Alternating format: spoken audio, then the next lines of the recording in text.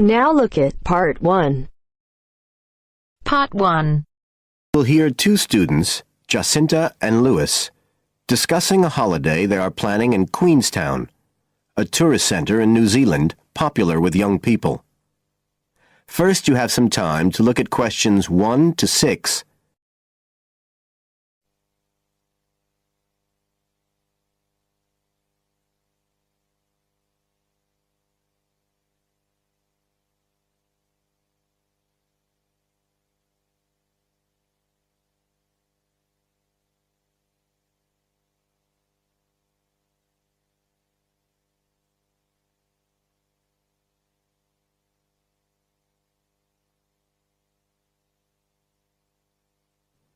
You should answer the questions as you listen, because you will not hear the recording a second time.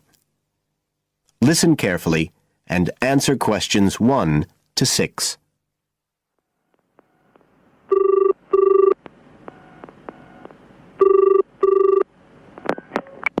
Hi, Lewis. It's Jacinta here.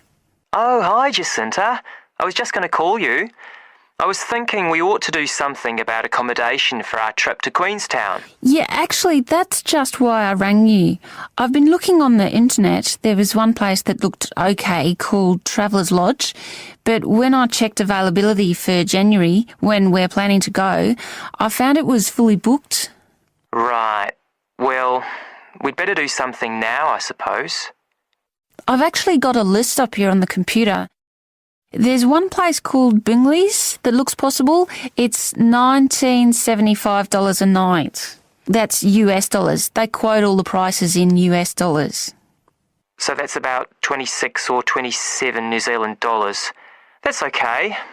That'll be in a dormitory, is it? Yeah, they say 8-bed dorms, and the hostel's right in the town centre, and they've got a cafe. They have theme nights every weekend, whatever that means. Oh, you know, like certain sorts of food and music. And people might wear special clothes like that Egyptian evening we went to last year. Oh, okay. What else?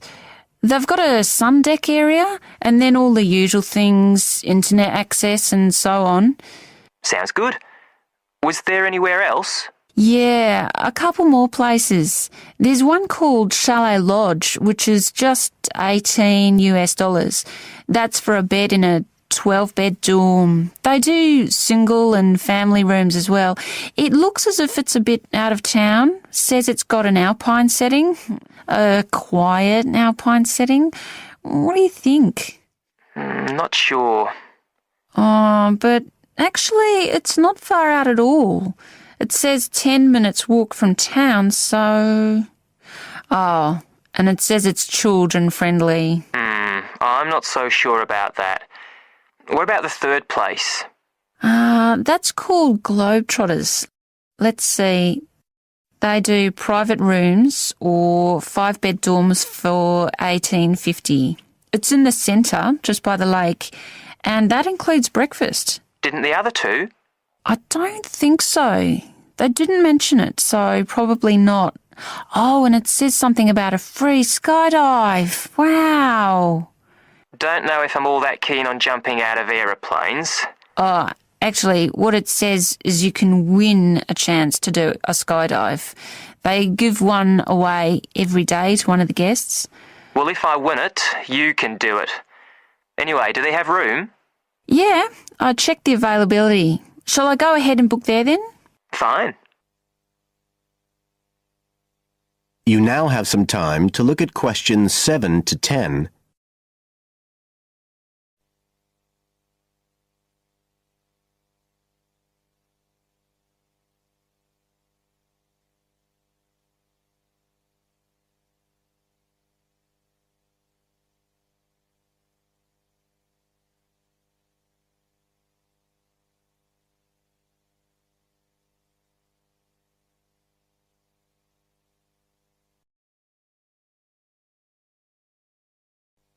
Now listen and answer questions 7 to 10. I was looking at what there is to do too. There are lots of sites offering deals for adventure sports. I suppose we have to do a bungee jump. Why? Well, it's Queenstown where they more or less started it as a sport. You can, if you really want to jump off the side of a bridge with an elastic rope tied round your ankles. I'll watch. Okay, so what do you want to do? As far as adventure sports go, I was talking to someone who went whitewater rafting there. He said it was really awesome. They drive you up the Shotover River and then you come down on a rubber raft through the whitewater rapids where the river's really narrow and fast and end up going through a tunnel nearly 200 metres long. I think it's quite expensive though. Oh, I'm on for that if you are. Cool. The other thing you can do is the jet boat ride. That sounded just a lot of noise though. It's basically just whizzing round on the river on a very fast boat, isn't it? My friend did that as well. He said it was a bit touristy, but worth it. I'll give it a go. You go right up the river canyon. He said the drivers were really skillful, but I don't mind going on my own. But there's lots to do as well as the whole commercial adventure bit. We ought to do some trekking.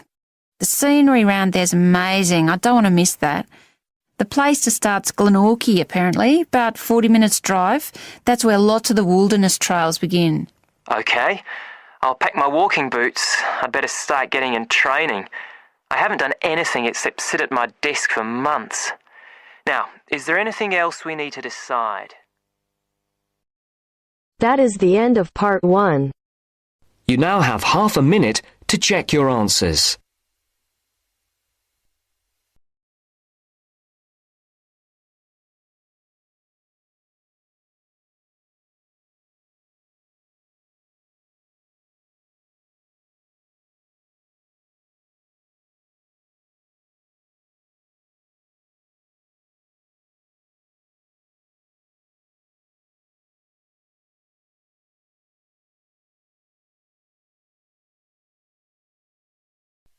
Now turns to part 2. Part 2. You will hear a guide talking about a tourist program. First, you have some time to look at questions 11 to 14.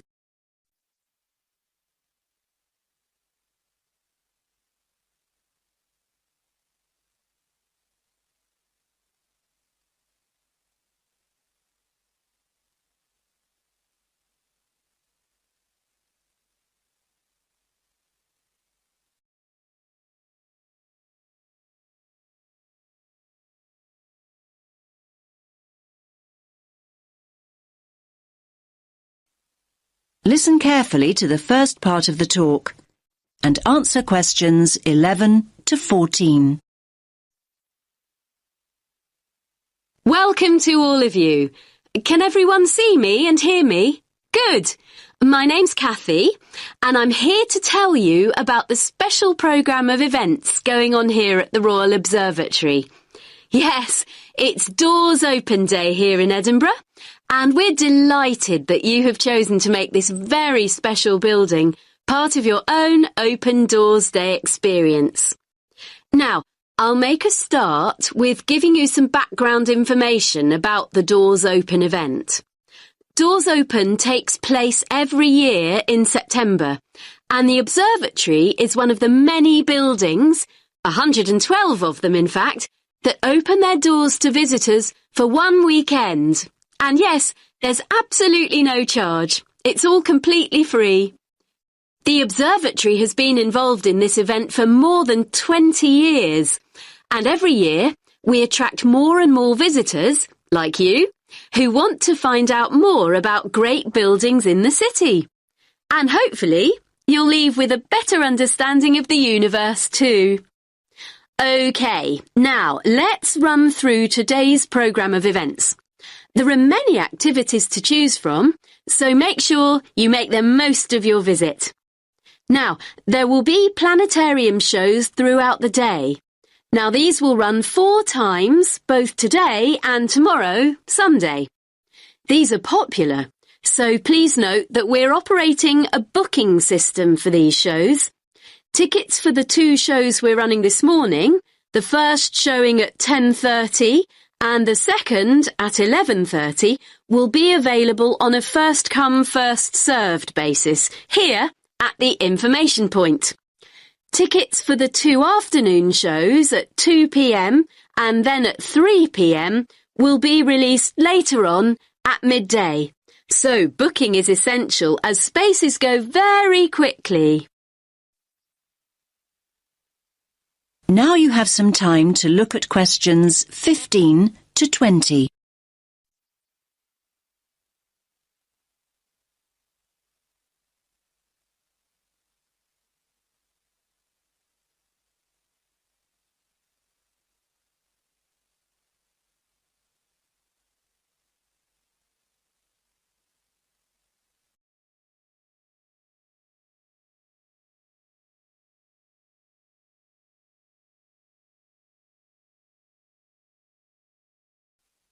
Now listen to the next part of the talk and answer questions 15 to 20. We also have some special tours of the observatory available. These include a tour of the telescope dome, and visitors will even have the opportunity to get onto the roof. I hope that those of you who are interested are wearing your most comfortable shoes and that you can keep up the pace. It will be worth the effort of climbing all these stairs. You'll have stunning views over the city when you reach the top. Now, for those of you who want to take things at a more leisurely pace, there will be an opportunity to visit the Crawford collection and learn about the instruments that have been built here, and there will also be some items from the collection on view. For those of you who don't already know, the Crawford collection is an astronomical library. And not only that, it ranks as one of the most important astronomical libraries in the world. You are promised a real treat here. And it's great to have so many younger visitors here today. Now, we have a craft workshop for children here in the visitor centre where they can make their very own model of a telescope and colour their very own planet. Please note that all children must be accompanied by an adult. So, as you can see, it's a pretty full timetable and there's a lot going on. Now, any questions?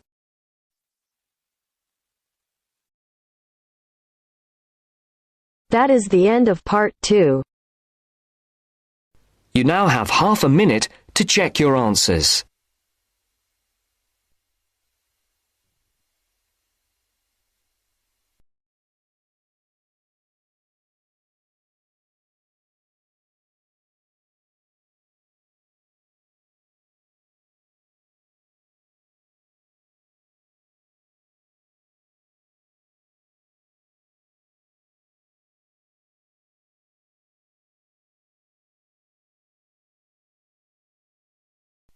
Part 3.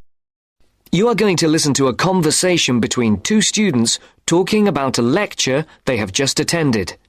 First, look at questions 21 to 24.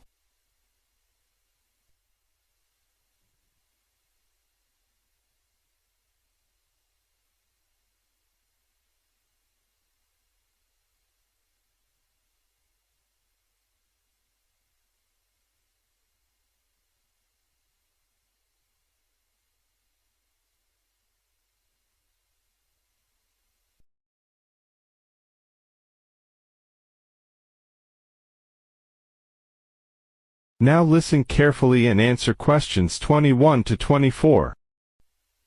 Henry, don't you think Dr. Adams' lecture was really very good? He could talk about the telephone directory and make it interesting. All his lectures are like that, Astrid. He's just one of those people. I wish we had him as our tutor. I bet you that he is very demanding, though. Boris is in his tutorial group and agrees that he is a brilliant lecturer, but he puts them under a lot of pressure. But don't you think that's good? Perhaps, but I am glad to have Dr. Adams as a lecturer. He's interesting and rather funny and puts just the right amount of pressure on people. Did you take lots of notes in the lecture? Yes, actually I did. In fact, several pages. I didn't think I had taken so many. I was that busy listening to what was being said that I didn't take many notes. Can I photocopy yours? I don't think that's such a good idea. You won't be able to read my handwriting, and sometimes I write them in English and sometimes in Arabic. Oh, let's have a look. Wow! Your notes are so neat. There's not much Arabic. There is on this page. Oh, yes, there is. Dr. Adams would be pleased to see this, especially given what he was talking about. Don't you keep careful notes? Sometimes. It depends on the lecture. I don't think I'll forget Adams's lecture today, but some of the detail will fade. Before the conversation continues, look at questions 25 to 30.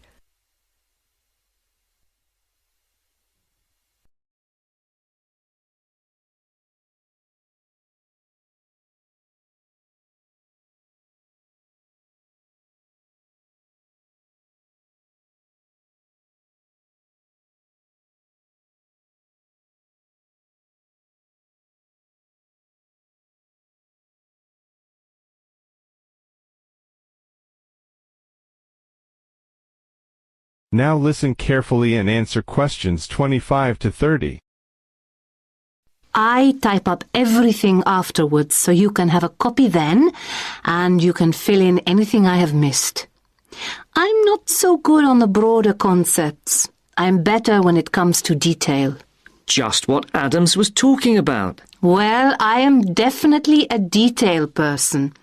I need to have everything written down before I can get the concepts clear in my head. And I am the complete opposite.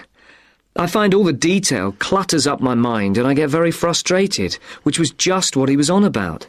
He mentioned a book he'd written. He mentioned several. The one on space and the individual? Yes, called My Space. It's on the book list. So it is. I think I'll get that out of the library or get my own copy. Did you get what he said about spatial awareness? I didn't really. Yes, it was fascinating. I can't be as eloquent as Adams was, but I know several people who are frighteningly intelligent, but they have difficulty reading simple directions, even when getting to places that they know very well. I find that difficult to understand.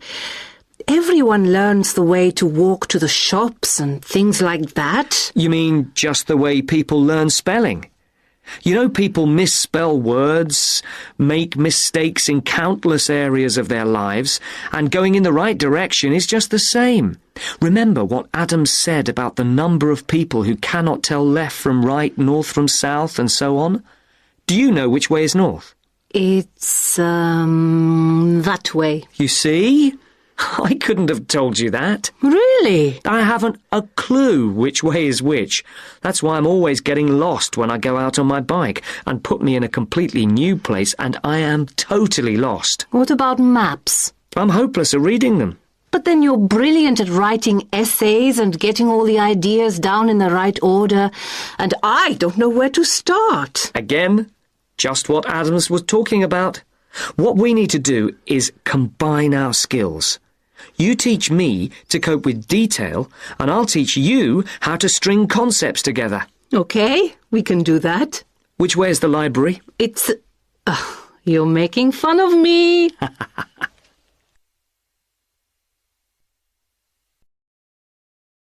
That is the end of part 3. You now have half a minute to check your answers.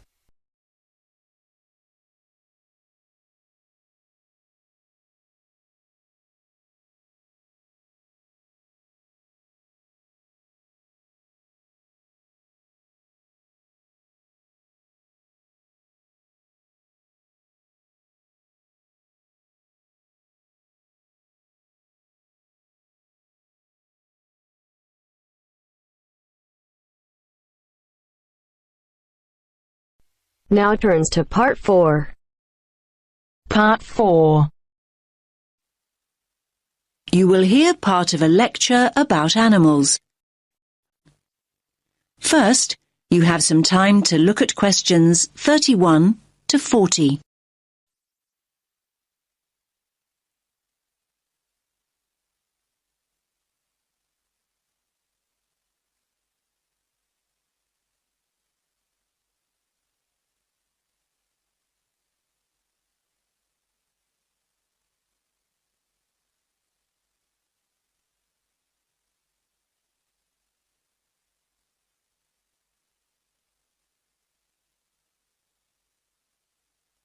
Listen carefully to the lecture and answer questions 31 to 40.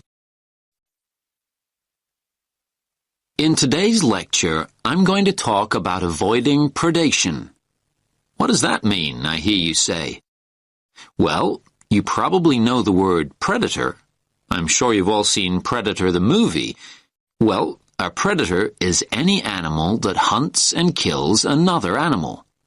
That animal, and I was going to say that smaller animal, but it's not always the case, is the prey. An owl, for example, is a predator, and a mouse is its prey. A lion is a predator, and a much bigger animal, a buffalo, for example, is its prey. So when I say avoiding predation, what I mean is not being caught and eaten. For many small animals, not being caught and eaten is pretty much a full-time job. Many animals that are predators themselves may be the prey of another, usually bigger animal. This is what we popularly call the food chain. So, how do animals avoid predation? Well, they have what we call defense mechanisms. These are ways in which the species has adapted over time to give it an advantage over its predators. Any adaptation of this kind increases the species' chances of survival. Over time, species that have not adapted, that is, developed some sort of defense mechanism, have met with extinction.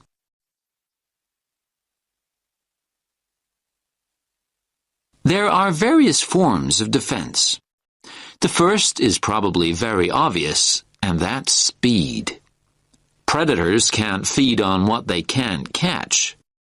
Running away is a very effective defense mechanism, as some of you can probably remember from primary school. Flight is even more effective. Species which have developed the ability to fly over time have an enormous advantage.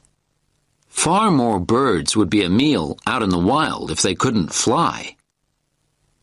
The second mechanism is protective coloration. You might hear the word camouflage used too, but I personally find that too simple a term when it comes to the animal kingdom. Protective coloration includes a number of slightly varied mechanisms within the overall term. Some animals blend in with their background. A chameleon is a good example. It sits on a tree and it looks like the branch of that tree.